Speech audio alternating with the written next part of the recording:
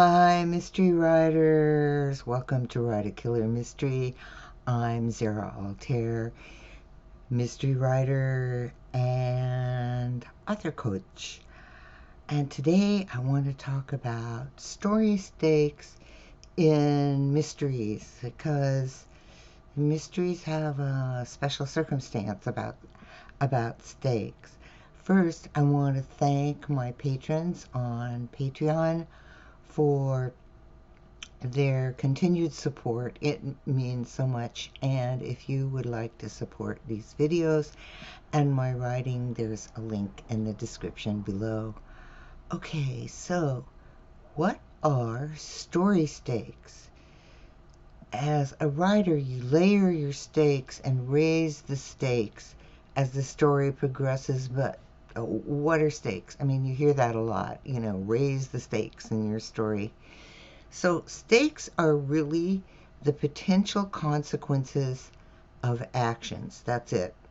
What could happen? What is the potential to happen if your character takes an action? All right. And don't forget, dialogue is action. And so they might say something that will have potential consequences. They can do something that has potential consequences. Anyway, it's all about brainstorming as you're writing. And if you've been thinking that story stakes are all about winning or losing a fight, you need to reframe your thinking, especially for mysteries, because the stakes in your mystery keep your reader wondering from the start of your story. You want stakes from the very beginning of your story.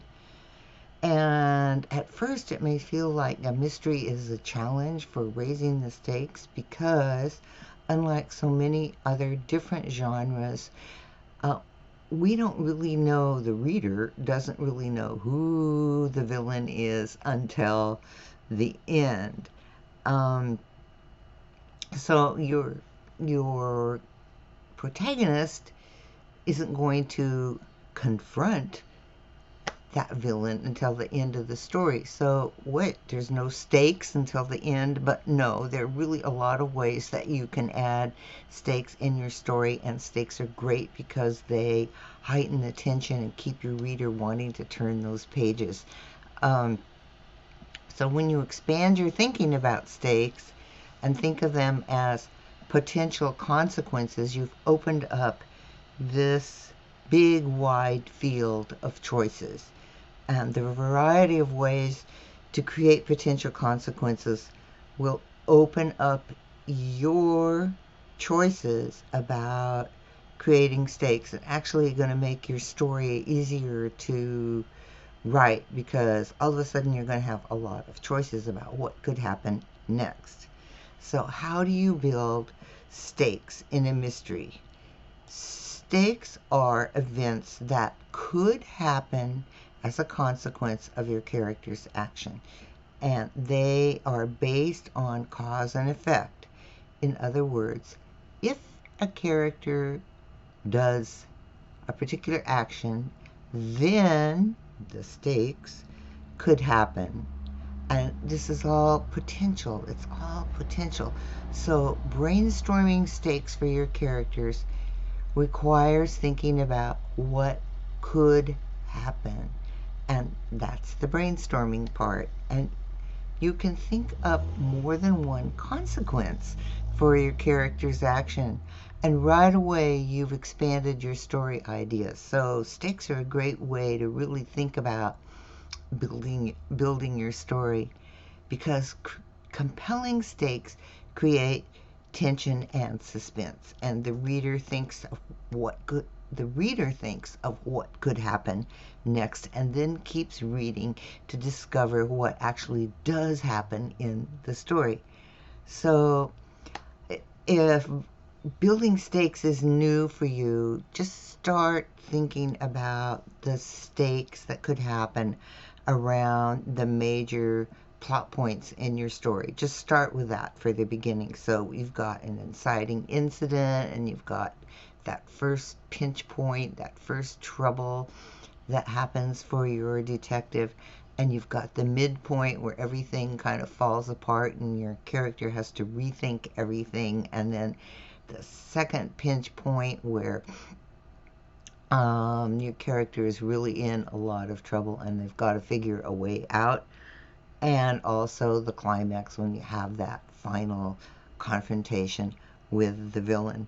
So there you have at least 5 places where you can create stakes, and at each point in your novel, the stakes are going to be a little bit bigger than they were before. That's the whole idea of raising the stakes. You start out with small stakes, and as the story progresses, the consequences that could happen get bigger, okay? So if you're new to story stakes, I've got some ideas for how you can go about brainstorming those story stakes.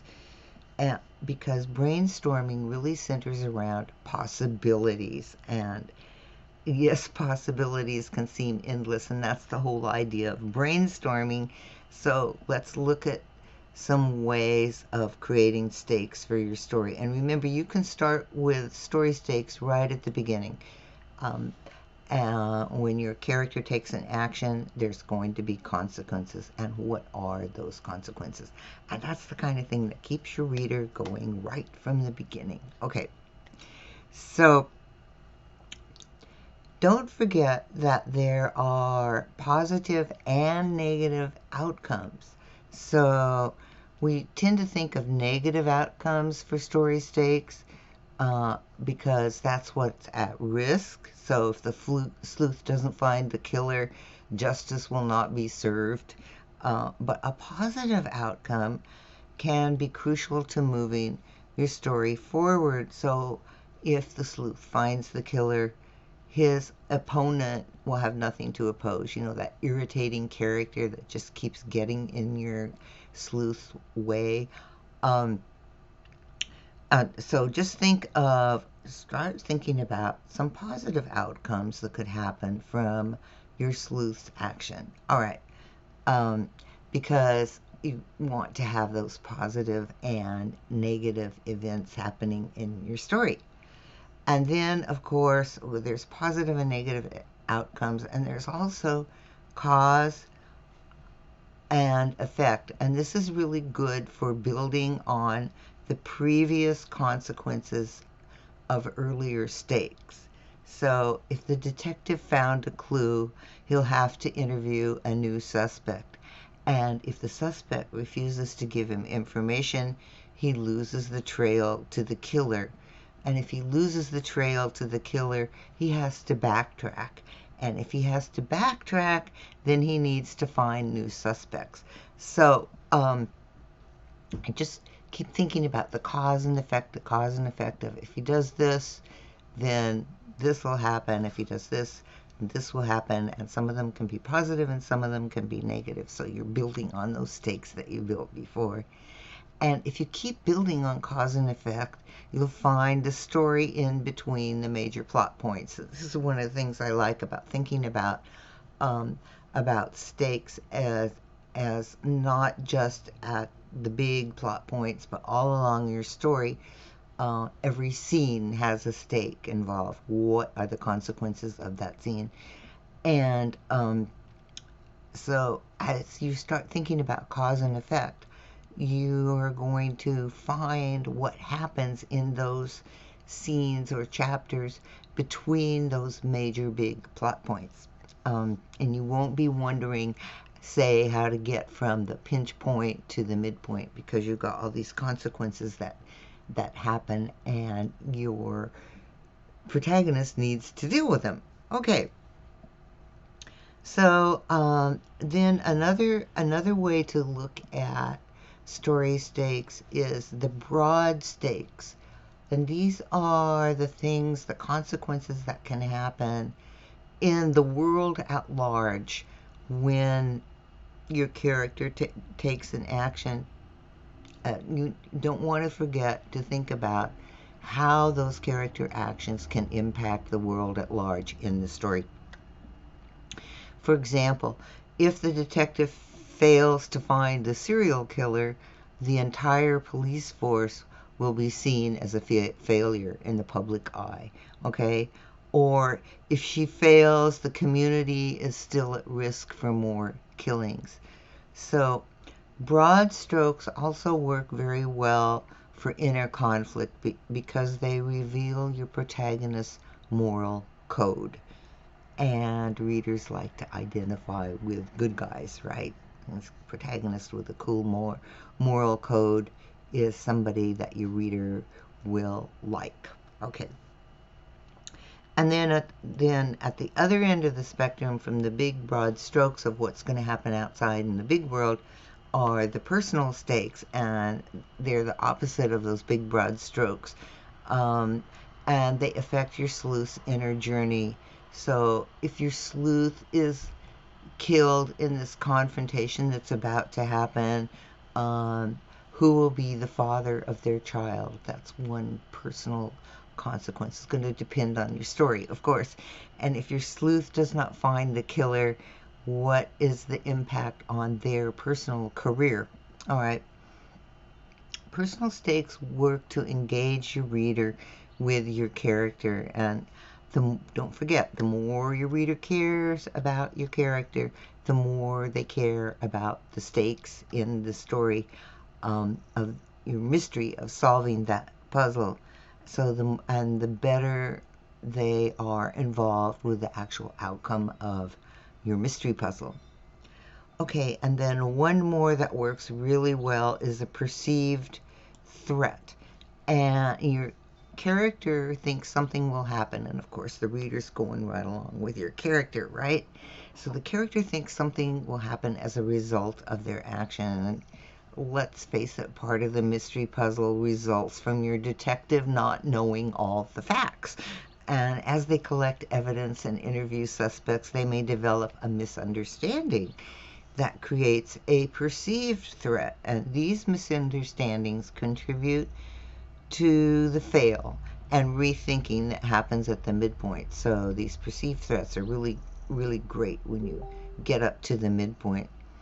And so, for example, your detective thinks that one of the suspects wants revenge for your detective meddling in the murder, and your detective thinks that that suspect is setting a trap. This perception doesn't need to be true.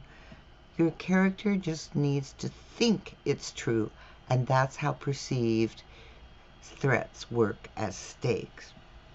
Okay, so let's go back to the beginning and talk about layering those stakes. We now have lots of different ways to think about creating stakes that can happen in your story every time your character takes an action. All right, and don't forget, dialogue is action, so they can say something that triggers a response.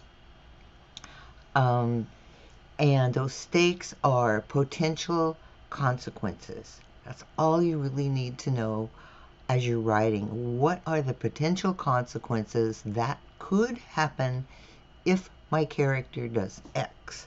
And what are the potential consequences that could happen if my character does Y? And now you've got this whole field to play with, to work with your story. So as you layer in the stakes in your story, you're going to start with the smaller stakes, and you can start with personal stakes. If they make a decision, what's going to happen. This often works very well for subplots for your character, with love interest or dealing with an opponent.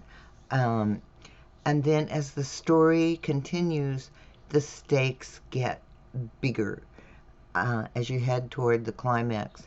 But I think if you are armed with all these potential consequences and you've brainstormed a whole bunch of potential consequences, you don't have to use them all in your story, but you've at least thought about them.